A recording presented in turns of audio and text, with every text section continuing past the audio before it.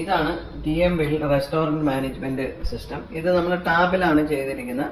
ഇത് home screen ആണ്. അപ്പോൾ നമുക്ക് ഇവിടെ വേണമെങ്കിൽ ഇപ്പോൾ നമുക്ക് ഇതിൽ ടേബിൾ മാനേജ്മെന്റ് ഉണ്ട്. നമുക്ക് ടേബിൾ സെലക്ട് ചെയ്തിട്ട് ഡയറക്റ്റ് ഏത് ടേബിൾ ആണോ നമുക്ക് അതിൽ ഓർഡർ എടുക്കാനൊക്കെ പറ്റും. അതിനൊക്കെ ഇത് ബില്ല് ചെയ്യാനായിട്ട് ഇതിന്റെ പോസ് ഉണ്ട്.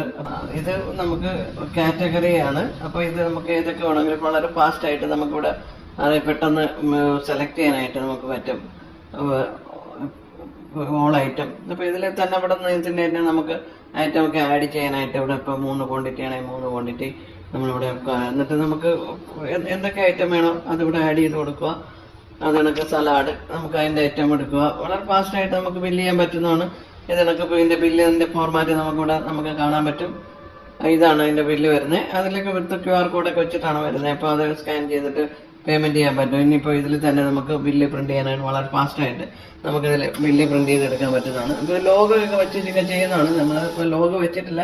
നിങ്ങളുടെ ഷോപ്പിന്റെ ലോഗോ, അഡ്രസ്സ്, ഇമെയിൽ ID ഇതെല്ലാം വരും. വേണമെങ്കിൽ ഇതൊക്കെ എല്ലാം വെച്ച് സെറ്റ് ചെയ്യാൻ പറ്റുന്നതാണ്.